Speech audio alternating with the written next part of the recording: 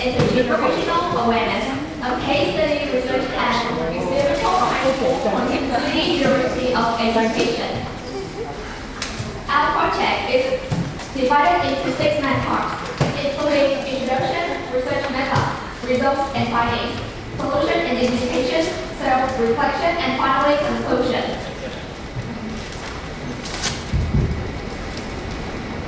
First, let's talk about the reality. According to Frank Ryan, Generation Z on usually labeled as Snowflake generation, using and fragile, overly sensitive, and lacking in sanity.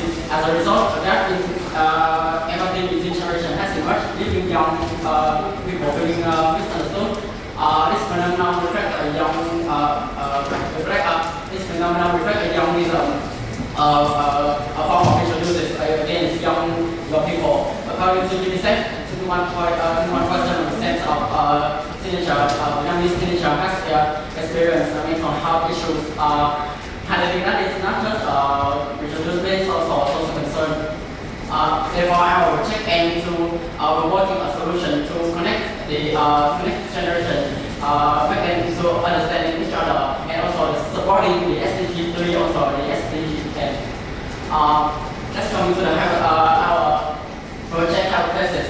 The first hypothesis suggests that adopting to rating younger people lower in work and competencies compared to the students rating themselves. And the second hypothesis promote that adults might analyze their past experience, therefore judging or criticize on the younger generation. To test this idea, we're asking 2 research questions. The first one is which stereotype Tucheng model does the attention to the adult assigned to the generation Z? And the second one is how much is the gap in recovery and seriousness of these 2 generations. Coming to our objective of this research, we aim to understand more about it. We aim to understand more about the retrospective bias toward the student, also compare the work and competencies. By that, exploring the impact and understand and creating a solution and promoting the solution toward the problems. Next, coming to our research method, our project based on both theoretical framework and informational framework. With a theoretical framework, we're using the SCA, which is the stereotype Tucheng model, to explain the stereotype toward the students by using the wants and competencies. We also examine the youngism, retrospective bias, in the group context and simulated context, to have a more understanding on how the retrospective bias towards students have built in detail over the time. Based on this theoretical framework, we come up with our information using the digital storytelling, which allows us to create an environment in a space for young people and for people to sharing in empathy, and also the KNY, which is the participatory narrative inquiry, which allows us to have the real story of the real story and conversation of young people. For our method, we surveyed 445 participants by a 5-point Likert questionnaire and analyzed the data by convex alpha, descriptive statistics, and t-test. As shown in the pie chart, the sample structure allows us to compare the awareness between different generations. Moving on to our findings, Figure 2 highlights the significant perception gap between generations and confirms the core hypothesis. For the first hypothesis, adults rate in the resilience much lower, scoring over 3.8 compared to students 3.43, and when heavily pampering for youth stress, scoring over 3.6 compared to students 2.75. For the second hypothesis, parents show a higher level of retrospective bias, scoring 4.06. While students only scored 2.98. This means that the stereotype is influenced by the adults' idealized views of the past, rather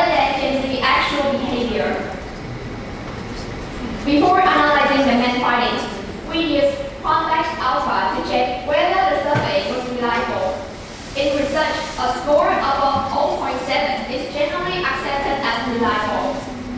As shown in the table, the positive perception scored 0.781, while negative stereotype scored 0.807. As a result, our scales were reliable and used for further analysis.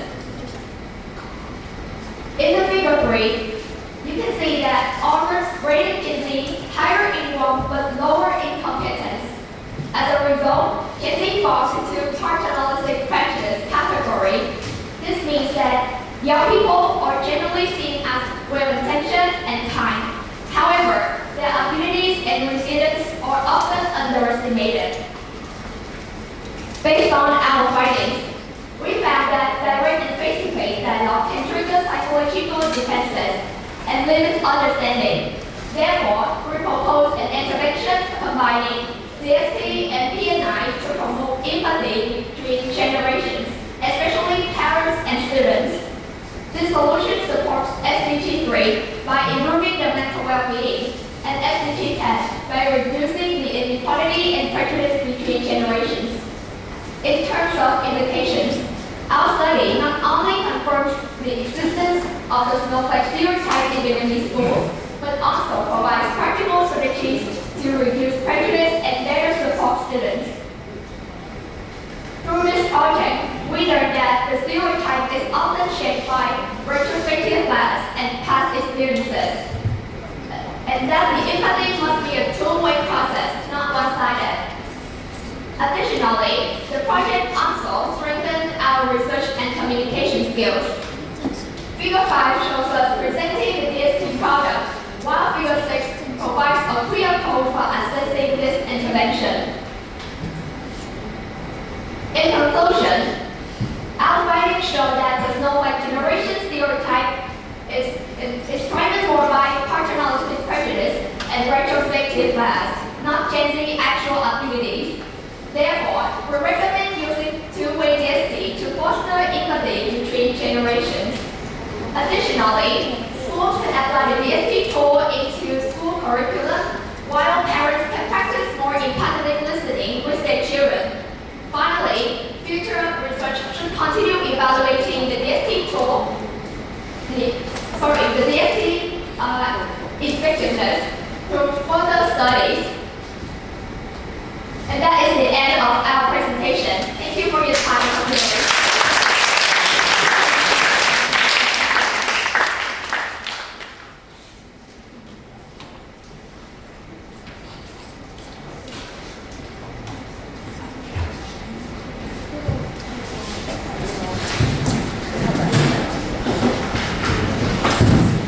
Thank you for your presentation.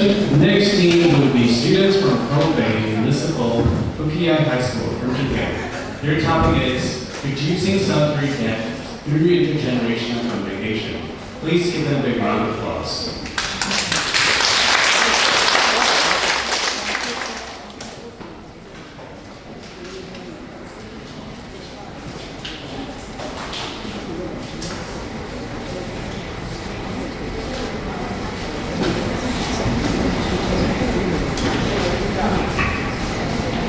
Good afternoon, everyone. We are students from Fukiai Municipal High School in Kaohsiung, Tainan.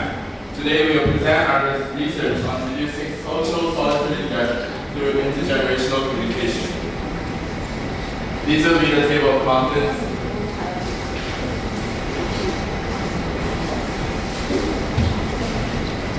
Look at this. First, let's talk about asylum crisis. Japan is facing a demographic shift unlike anything the world has ever seen. Yes, global trend steadily grow. However, look closer to Japan. The outer population peaked in 2008, and right now it is in a rapid vertical decline.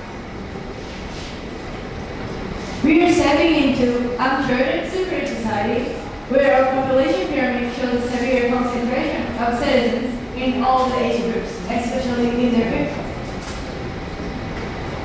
And here is a heartbreaking reality behind these numbers. The shift is fueling a devastating social crisis, a pandemic of loneliness among our elderly.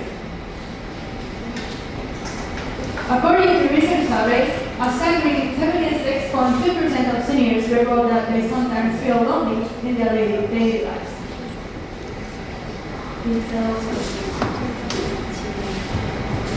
So as our knowledge shrink, intergeneration, those in their 50s and older is being left behind. They are isolated and disconnected, completely cut off from the warmth of a community. So we must face the truth. Loneliness is not just killing, it kills. Look at the video. Following the great Hanshin earthquake in 1995, the rate of solitary deaths per 1,000 individuals skyrocketed from just 1 in 1995, a startling 6.5 in 1999, a 6.4 increase in the 4 years. Furthermore, critical studies reveal that factors like loneliness and social isolation increase the risk of mortality by approximately 126% to 132% compared to the regular conditions. This clear evidence is a wake-up call. Isolation is having a silent, fatal effect on human life right now.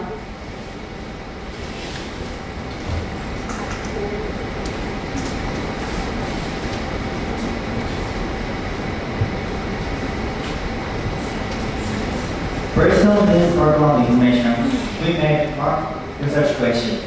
How can local communities reduce elderly isolation in Japan through intergenerational communication and prevent other social issues? Let me revert to our data analysis part. This slide shows the result of the questionnaire of asking elderly people have difficulty communicating with others or not.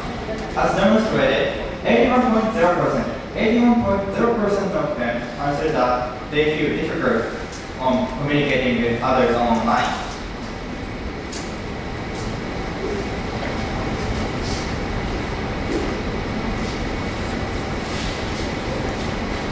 He also asked whether they would like to exchange anonymous letters with younger people. More than half people said that they were interested if the conditions were right, and some said that they were very interested. In addition, over half believe that exchanging letters regularly would make their lives more enjoyable. In the open-ended responses, many people suggested becoming pen pals, sharing life experiences, exchanging handmade cards, or simply talking about their everyday life in words.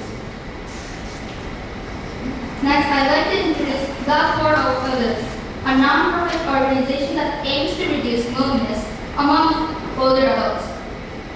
Their mission is simple but meaningful. They connect people through handwritten letters to bring comfort and companionship to seniors experiencing isolation. Since its founding, the organization has delivered over 1 million handwritten letters to older adults around the world. They also organize Letter to an Elderly Day every February 26th, which attracts around 10,000 participants each year. This shows that even a small act like writing a heartfelt letter can make a significant difference in someone's life.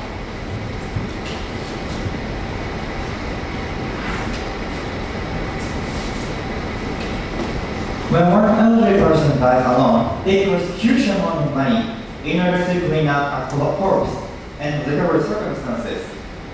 Furthermore, many people become involved not only cleaning staff, but also blood monitors, police, medical examiners, and so on. So, preventing surgery deaths can therefore reduce not only social costs, but also the burden on many workers on public services. Moving on to the discussion session.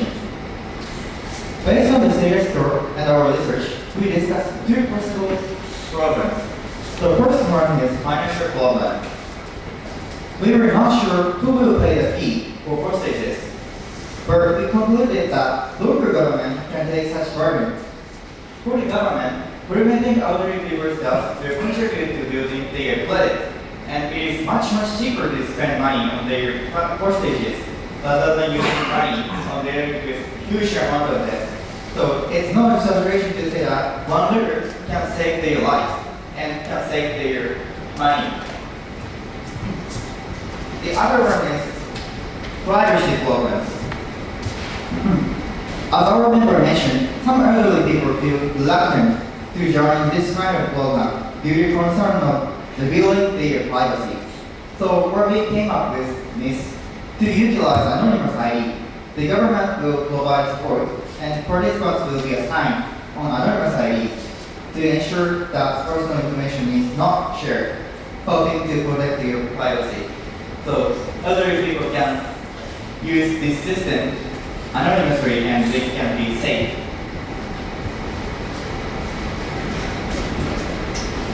To answer a recent question, we would like to propose intergenerational letter-based communication.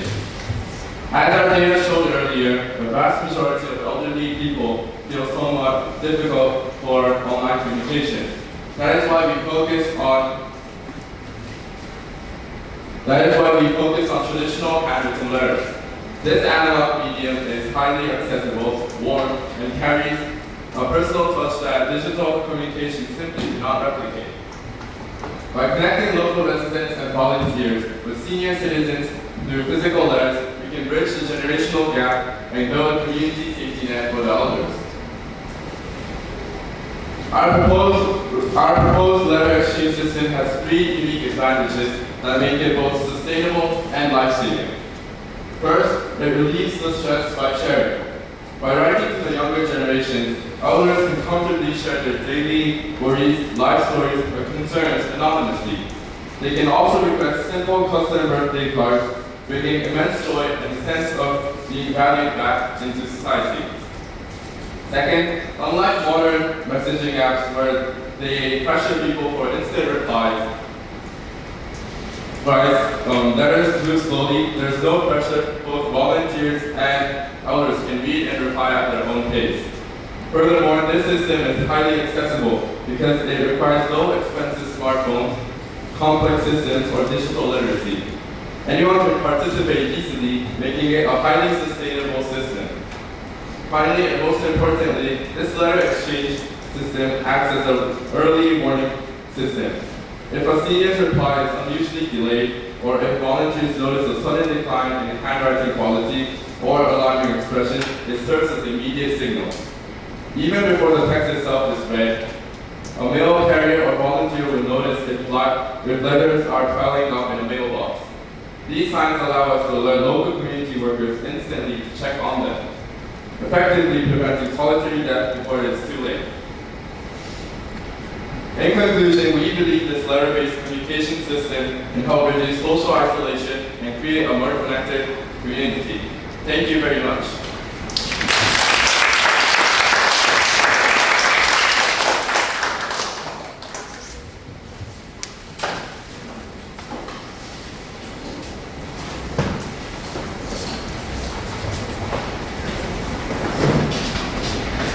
Thank you. Next turn will be students from Kaohsiung Municipal, Kaohsiung Girls Senior High School. Your topic is an investigation and optimization of the bus environment and related issues with elderly passengers in Kaohsiung City. Please give them a big round of applause.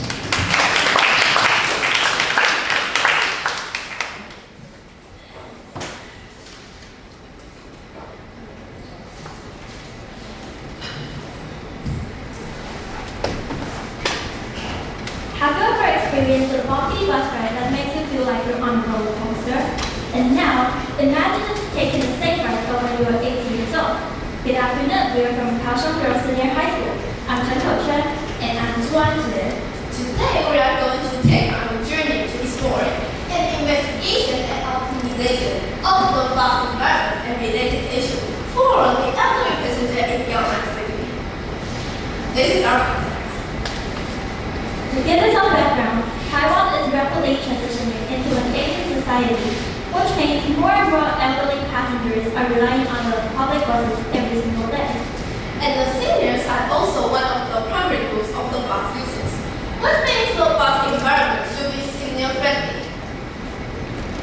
Buses are school every day. But once we saw an elderly woman fall because the driver hit the gas way before she could find a seat. And that shocking moment made us wonder, is Kaohsiung's bus environment truly friendly for our seniors? And that is what motivated our investigation. Our study has two main purposes. The first one is to optimize the bus working environment for the seniors in Kaohsiung City. And the second is to enhance safety and accessibility. This is our SDG target. 3.4 to 9.1 to 11.2 and 11.7 is about the healthy aging, sustainable infrastructure, accessible transportation environment, and public place. To achieve these goals, we conducted a literature review on the summary of the WHO Age-Friendly Cities Guide, which highlights 3 standards for a safe bus environment. And first, drivers must ride safely and wait until all the passengers are seated. And second, station facilities must provide seating, lighting, and weather protection. And lastly, timetables and maps should use large and highly readable fonts. These 3 standards became the benchmark for us to evaluate Kaohsiung's bus environment. And in our second literature, 超高等社会高等者交通服务新契机智慧出现况未来 we realized that the social participation of the social activity benefits for the seniors. So, to improve the transportation environment is very important in an aging society like Taiwan. But although the buses are one of the primary modes of the transportation for the seniors, they still facing several challenges when using them. Later on, we conducted interviews across 3 different sessions, talking to a total of 8 seniors aged 65 and above. And we chose 3 separate locations, including hospitals, markets, and Kaohsiung's main station. Hospitals and markets are where seniors get their daily essentials, and the main station is the busiest transit hub in the city, where multiple bus lines meet. Going to these places allow us to gather their first-hand experiences.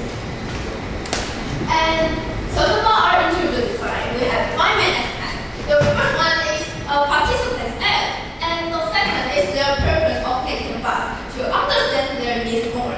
And the third is their way to check the bus better. The fourth, the most important one, the problem they face when they take the bus. And the last is their suggestion for stations. After identifying several problems from the interviews, we studied successful cases both from Taiwan and abroad to find solutions. And these are the 4 examples. First, the bus waiting button system. During the interview with the grandpa, we discovered that due to his poor eyesight and slow reflexes, he is not able to signal the bus immediately, causing the driver to skip the stop. In fact, bus skipping stops is a major complaint, with 41 cases reported in 2024 alone. Therefore, we propose adopting Taijiang's bus waiting button system. By pressing the button at the bus stop, seniors are able to signal the oncoming bus, safely overcoming their physical limitations. And Lecter also tell us the loudspeaker at the bus station is broken because of the typhoon. But after a year, it still not be fixed. But you don't know how to report this issue to the maintenance department to address this issue. We propose the following methods. When the damaged equipment is detected by the users can just press the button and immediately report the issue to the maintenance department. It's very easy, right? And third is the smart sunshade canopies. Many bus stops in Kaohsiung lack proper shelters due to the limited space near the private routes, and leaving the seniors exposed to the blazing sun. To address this, we propose the Korea's smart sunshade canopies, integrated with e-paper displays, which creates a multifunctional and space-saving solution. However, our recent data review reveals that due to the high implementation cost and the poor practical quality in the rainy weather. The traditional bus shelters is ultimately a more cost-effective choice. And we also realize that the bus information accessing still remains some challenge. Although there are applications and websites you can use your phone to check the real-time information, but they are very useful for seniors. Meanwhile, the traditional bus stop site cannot show the real-time information. And let's look at the picture out there. Do you know what is this? It's not a mirror. It's an electronic display. Can you see any information? I guess not. What makes it like this? Because it has a very serious bad issues. To address this problem, we propose the e-paper smart display, just like this. It can show the real-time information without bad issues. What's more, it consumes less power than the traditional LED screen. When it's powered by the solar panel, it can further to reduce the carbon emissions. For our action plan, we visited Kaohsiung City Councilor Kang Yong. We discussed our findings with her and asked her to formally propose our solutions to the city government. And during the meeting, she offered critical insights. She said that our false report button can signal an issue. However, it couldn't pinpoint which exact facility was stolen. Therefore, after taking advice, we optimized our solution. Shifting our focus to the regular government meetings and the clear maintains hotlines and stuff. In conclusion, because Kaohsiung Town successfully submitted our proposal to the government, and we also got their official response, this makes our studies not just academic fairs on the paper. It really has the potential to benefit our Kaohsiung city and to improve the transportation environment for the seniors. In the final, we successfully fulfilled our goals to optimize the bus-friendly environment, enhance safety and accessibility, and we truly propose a practical and visible solution for these issues. During the whole process, we encountered some challenges, such as the government budget constraints and the inability to directly contact the Bureau of Transportation for interviews.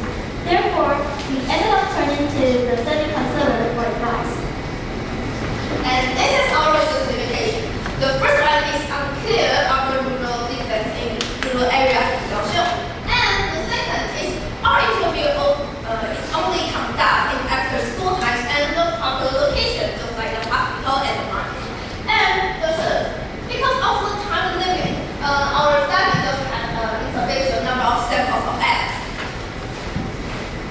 For our future studies, we would like to focus on the urban-rural gap in bus services, the rehab buses, and demand-responsive transit system, and also the social welfare policies related to senior transportations.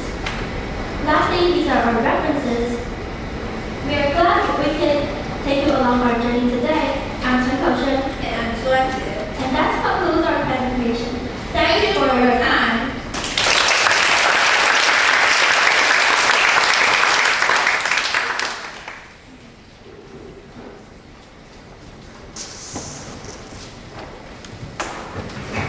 Thank you. And the next team will be students from Kaohsiung Municipal Kaohsiung Senior High School. Their topic is study on exclusive pedestrian phase at Kaohsiung Senior High School main entrance intersection. Please give them a big round of applause.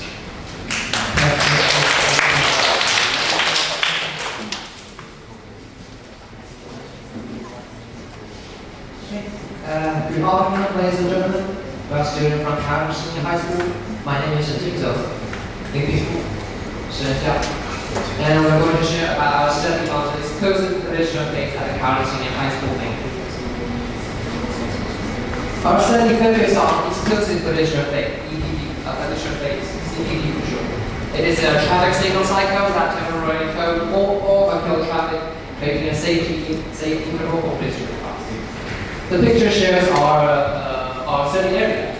This is our Kaohsiung Senior High School, the main entrance, and the public infrastructure, which is temple and road infrastructure. EPP can significantly reduce the risk of pedestrian vehicle conflict, thereby contributing greatly to enhancing pedestrian safety. While this implementation offers numerous benefits, there is still some limitation and problems to solve. Therefore, our study aims to achieve 4 goals. First, to understand the definition, implementation considerations, and benefits of the EPP. Second, to understand the design of the EPP at Kaohsiung High School, here as for short, and the intersection. Third, to investigate Kaohsiung High School student and teacher perception of our maintenance. And fourth, to explore the potential problem of the EPP, as well as possible solutions to improve it. And our goals connect to several related SDGs, which are about infrastructure and sustainable transport system and safe spaces. Okay. The reason why we selected this topic is because our student regularly use this intersection during peak hour. But from our observation, we found that the green light duration is over too short to clear the canal, and it may be less accessible for people with mobility experience. And in addition, the long waiting time make our students accumulate in front of our venue, which is actually the small spaces. So, we did some research and survey in advance. According to the regulation, we discovered 2 important things. First, the EPP depends on traffic condition, including both pedestrian and vehicle volume. Second, the green light duration of our target section is actually supposed to be nearly 30 seconds, calculated by using the formula. Of course, we have reported and analyzed the current road design and signal facing. So, through our observation, we identified 2 main problems. Our student must wait approximately 150 seconds or roughly 20 seconds of crossing time. And there is a 30-second gap cycle on Jianwen Highway with no vehicle passing, representing significant waste capacity.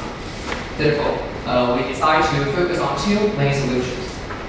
First, increase the green light duration of the EPP. Second, reduce pedestrian waiting time. Then we move on to study more about students and teachers' perspective to question game. Nearly 86% of students, 155 test days, recognize the act of the EPP. However, there are still nearly half of the students misread the signal and cause an intersection by accident. And also, there are over 75% of the students observe this behavior from fellow students. As for teachers, some of the teachers express their experience of misreading the signal, and others say that students aren't paying attention to this subtle change.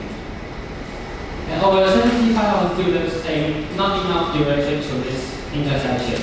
As the most likely reason is not enough time for everyone to cross the intersection for the hot or rush, especially in school hours. And there are nearly 80% of the students over 30 to 40 seconds extent of the green light. Also, there are over 85% of the students agrees waiting too long at the intersection. As public observed is about 150 seconds long waiting.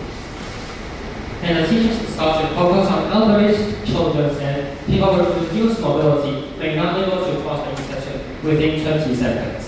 And some of the teachers talked about the conflict between pedestrian and vehicles at the main entrance. That is our overall approval. But teachers and students both agree with the waiting too long at the intersection and with short time crossing the intersection. On the other hand, they both agree with the safety protection EPP provides, which is no vehicle passing by the green light. Next, we move on to our interview with government departments and NGOs. Our first interview lies on February 14. We interviewed the Intelligence Transportation Center in order to understand the design principle of the traffic signal timing, as well as to know the challenging culture, such as this part is the schedule of EPP calculation at the main entrance of the station. On February 25th, we will have our second interview with Cultural Pedestrian Rights Promotion Association in order to recognize the corporate infrastructure phase, which is our current challenge, and also the Benefits intelligence of EPP, the government's research section advises its further improvements. Next, our third interview is also our second time interview in the Intelligence Center section. At the time, after collecting teachers and students' proposal, we proposed our proposal to the Intelligence Center, such as to extend our pedestrian signal to 30 seconds, and also to 50 and coordinated traffic signal in order to improve the students' commuting safety. Next, I want to talk about the challenges encountered during our research. The first problem is limited solutions due to real-world constraints. Hardware facilities such as sidewalks or pedestrian crossings are really hard to be changed. Also, time, money, governmental rules, and feasibility are also obstacles to us, since we're just senior high school students. And the second one is a low response rate to the questionnaire. When we first launched the questionnaire, we received very few feedbacks. We assumed that people didn't fully understand what our research was about, since this topic is a little bit of professional and requires our participants to observe the intersection before answering it. So if they didn't pay attention to that, it would be quite difficult for them to answer. And as for how we resolve these challenges, for the first problem, we decided after discussion to mainly focus on the signal part, since it was easier to be changed according to our needs and also the most feasible choice. As for the second problem, we first asked the class leaders and home teachers for help in promoting our survey, as well as we added an explanation in front of our questionnaire. We advised our participants to observe our targeted intersection before answering, and after doing that, we observed a significant increase in the numbers of answers we received. So now I want to summarize our research findings. First, we identified two main problems. The first one is insufficient crossing time for pedestrians, as well as prolonged waiting time. Also, we identified approximately 50 seconds of underutilized time on the Jingguo Road, which is like the scenarios below. For this intersection in the middle, even though it's green light, but since the intersections next to it are all red, actually few cars pass it through this intersection, and this lasts for about 50 seconds, which is, in our opinion, considered kind of like wasted. So we're thinking if this 50 seconds can be reallocated into extending our EVP. So here comes action plans. Before our research, the EVP duration is about 20 seconds. And after we collected all our data and all our analysis, we expressed our proposal to the Traffic Bureau for extending the EVP by reducing the 50 seconds of wasted time. And surprisingly, in just after 3 weeks, we surprisingly discovered that the EVP duration had been extended to 30 seconds, which is in an amazing speed. And this is really exciting news for us, and it also gave us a very strong sense of achievement. And here comes the reflection part. First, we think there are still some room for improvement in our questionnaire. We can enhance the clarity of the questionnaire, as well as making our responses easier to be analyzed.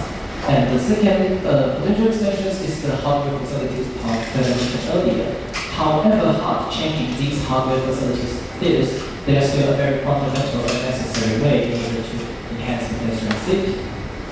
As for conclusion, through this experience, we not only learned about how to conduct a study, but also knew more about the traffic knowledge.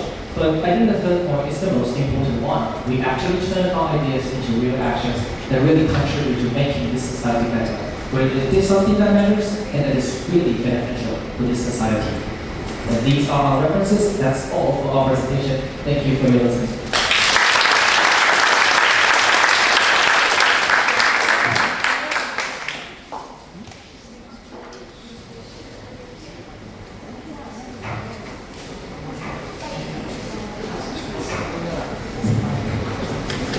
Now, this will be the last group for today. The students from Tainan Municipal Tucheng Senior High School. Their topic is Preservation and Promotion of Traditional Crafts in Taijiang area. Please give them a round of applause.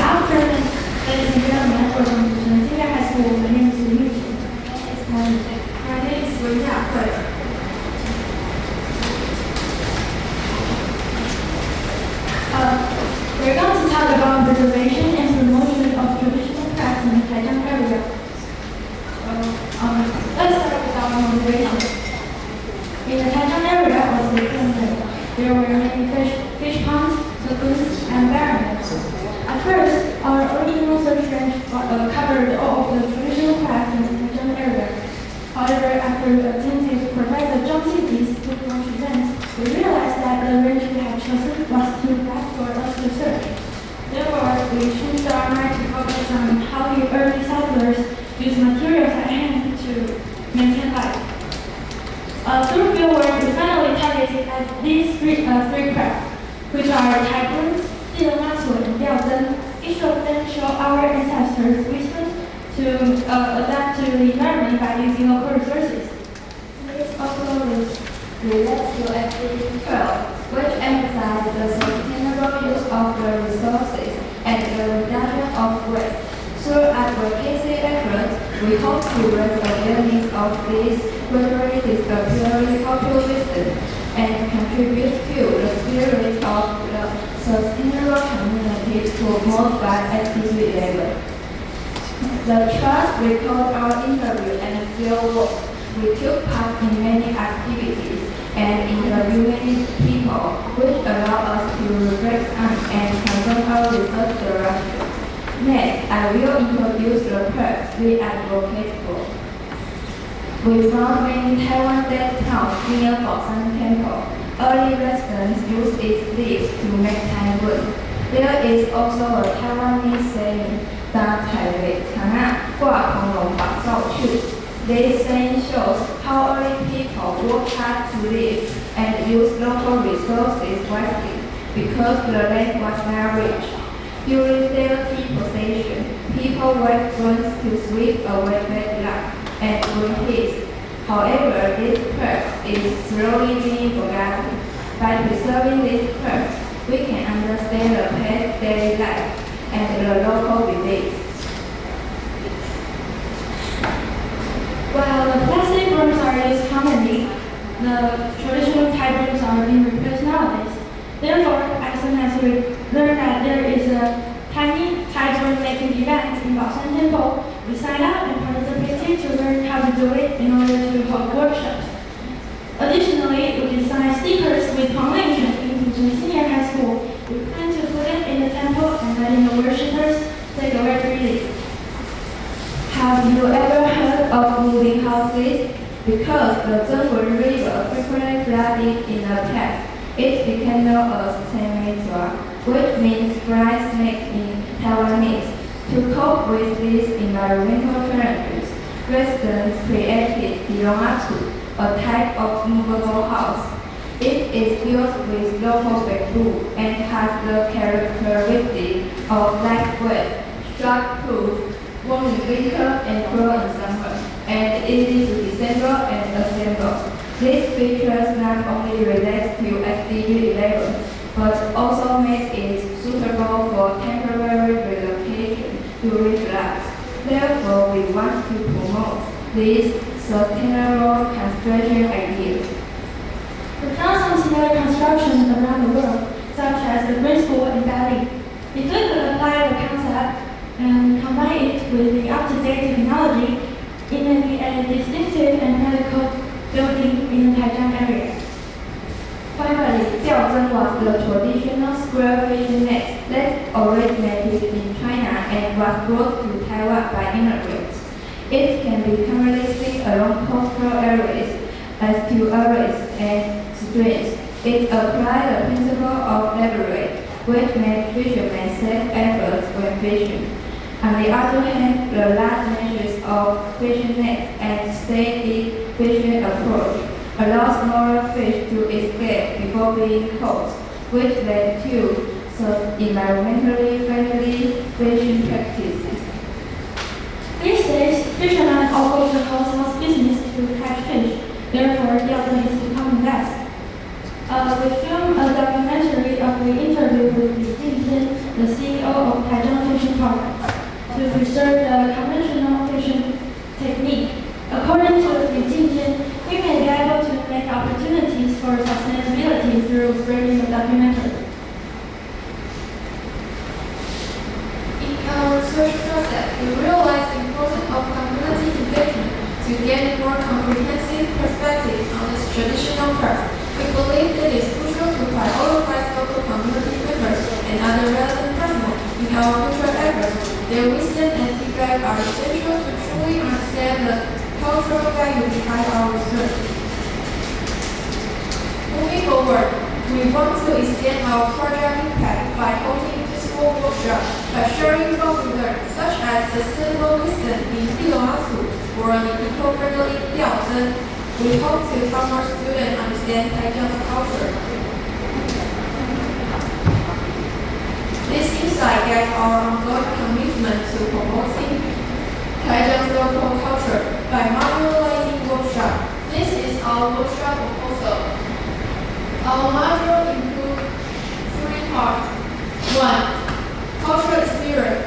We use documentary and hands-on workshops to promote traditions like Liaozhen and group making. 2. Modern innovation. We connect the lively wisdom of Diloasu to contemporary disaster resistant and eco-friendly design. 3. Sustainable development. We collaborate with local partners to integrate this workshop into the educational program. Maybe we can make further profits that we can help them create economic value. Through this research, we discover the wisdom, culture, and stories behind this craft. We hope that more people can appreciate their value and strengthen the connection between people and the land. Looking ahead, we aim to foster culture is inherited by hosting the school workshop. The proposal you see here is a blueprint for this future event. We hope to inspire more students to understand and appreciate the unique crafts and culture of Taijiang. Finally, if your school or organization is interested in this topic, please feel free to contact us. We will be more than happy to visit your school to share and exchange ideas. That will be our presentation. Thanks for listening.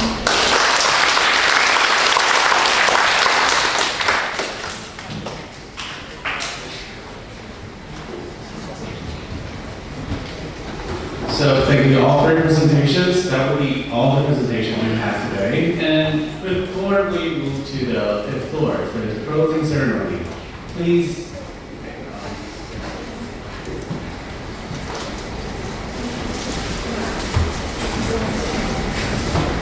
So please welcome Dr. Taijiang to give us some comments on the presentations. Thank you. Thank you for your presentation. So all the group already done the presentation. So now you can fix the straight. Okay, so just take it easy. Okay, so in this section, the top, I think the presentation topic are all related to concern the people, human. Okay, and all the topics, for example, you concern the senior people, you concern like the environment, and you concern the transportation. That's very great because we know that even like this conference, we're talking about the main goal is talking concern how to solve the problem of the sustainable development goals. Okay, but besides you are using the AI and technology to solve the sustainable development goals problem. But I think the most important is try to you can use your heart. You have a warm heart to concern how to solve the human problem. This is very important because only from your heart concern the people, then you have a motivation to solve the sustainable development goals. So it's just keep it in your mind whenever you are currently you are junior high school, senior high school, or university, or you are going to go to the industrial market to do any work. So just try to keep the initial part you love and you consider the future. This is very important. And the second thing I would like to tell you, did you remember that this morning the keynote speaker talking about AI, right? And in today's topic, we also make talking about AI. But now, because AI is getting popular, because AI technology can solve a lot of problems in our lives, right? But So I would like, the first thing I would like to explain to you, maybe later soon you are going to enter university and you are going to choose the department, specific technology in the different departments in the university, okay? But because AI can increase the efficiency for you to learn many knowledge, so no matter what kind of department you enter in the university, just try to put yourself to learn more AI tools, okay, to be applied the knowledge in your department. That's very important. And the second thing is that even AI is getting popular by the high technology, but we are always thinking one question: is possible AI substitute the people? Do you think that it's possible AI is going to substitute human? I think most people don't agree with it, right? But how can we be more competitive in the near future if AI in the AI high technology time? Just try to, AI cannot substitute the human sympathy, okay? So sympathy is very important. So you have to try to, now or in the future, okay, just try to sympathy is very important. So you have to always think, try to help your classmates, your friends, or in the future, your colleagues, okay? Maybe if you have a sympathy in your heart, then AI is impossible, definitely impossible to substitute the human. Okay, so thank you for your presentation. You all do a very good job. Thank you.